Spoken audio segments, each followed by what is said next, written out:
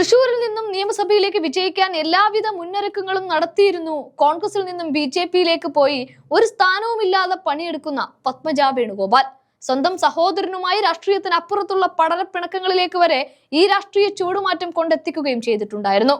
സ്വന്തം വീട്ടിൽ നിന്ന് വരെ ഒരാൾ ബി.ജെ.പിയിലേക്ക് പോയതിൽ വലുതൊന്നുമില്ലല്ലോ എന്ന മട്ടിലാണ് തരൂർ വിഷയത്തിലടക്കം പിന്നീട് മുരളീധരൻ പ്രതികരിച്ചിരുന്നതും.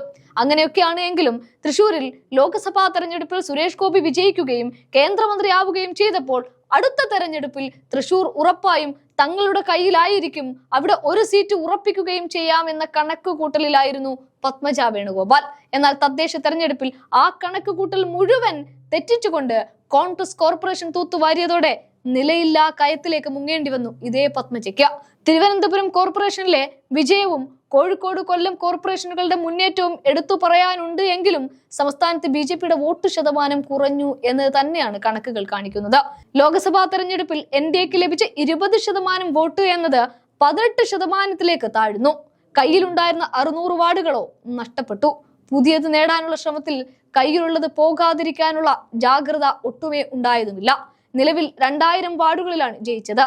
1500-ലേറെ സീറ്റുകൾ ചെറിയ വോട്ടിന് നഷ്ടമായി. ഇതെല്ലാം കൂടി 4000 സീറ്റുകൾ ലഭിക്കേണ്ടതായിരുന്നു എന്ന് ബി.ജെ.പി അവരുടെ കണക്ക് പുസ്തകത്തിൽ ഇപ്പോൾ എഴുതി കുറിച്ചു വെക്കുന്നുണ്ട്. അത് തോൽവിയുടെ അടയാളം തന്നെയാണ്, പരാജയത്തിന്റെ തന്നെയാണ്. തിരുവനന്തപുരം കിട്ടി എന്ന് വിചാരിച്ച് എല്ലാം അങ്ങനെ ആയി എന്ന് പറഞ്ഞ് നിറഞ്ഞു നിൽക്കാൻ ബി.ജെ.പിക്ക് ആവില്ല എന്ന് കാണിക്കുന്നതാണ് ഓരോ കണക്കുകളും. തൃശൂരിൽ മുന്നേറാൻ കഴിയാത്തതിലും ബി.ജെ.പി സംസ്ഥാന നേതൃത്വം അസ്വസ്ഥരാണ്.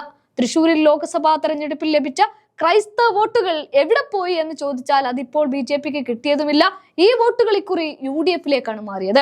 നിയമസഭാ തെരഞ്ഞെടുപ്പിൽ ഈ വോട്ടുകൾ സമാഹരിക്കാൻ കെൽപ്പുള്ള സ്ഥാനാർത്ഥികളെ കളത്തിൽ ഇറക്കാനാണ് ബി.ജെ.പി ഇപ്പോൾ പദ്ധതിയിടുന്നത്. അങ്ങനെയാണ് എങ്കിൽ ആ കൂട്ടത്തിൽ പത്മജ വേണുഗോപാൽ ഉണ്ടാവില്ല. അതിന് കാരണമുണ്ട്. കോൺഗ്രസ് അവരുടെ പ്രതാപകാലത്ത് പോലും കൊടുത്ത സീറ്റിലൊക്കെ പത്മജ വേണുഗോപാൽ പരാജയപ്പെട്ടിട്ടേ ഉള്ളൂ. അങ്ങനെയുള്ള ഒരു സ്ഥാനാർത്ഥിയെ, അങ്ങനെയുള്ള ഒരു നേതാവിനെ എങ്ങനെ ഇനി ബി.ജെ.പി ഈ ഒരു സമയത്ത് അവരോടൊപ്പം ചേർക്കുമെന്നതൊരു വലിയ ചോദ്യമാണ്. അതേസമയം തിരുവനന്തപുരത്ത് അധികാരം ഉറപ്പിക്കാൻ വേണ്ടി കേവല ഭൂരിപക്ഷം തികയ്ക്കാൻ ലക്ഷ്യമിട്ട് സ്വതന്ത്ര സ്ഥാനാർത്ഥികളായി മത്സരിച്ചവർക്ക് പിന്നാലെ ബി.ജെ.പി ഇപ്പോൾ നീങ്ങുന്നുണ്ട്. ഇനി വോട്ടെടുപ്പ് നടത്താനുള്ള വിഴിഞ്ഞം ബി.ജെ.പിക്ക് പ്രതീക്ഷയുള്ള ഒരു വാർഡ് അല്ലതാനും.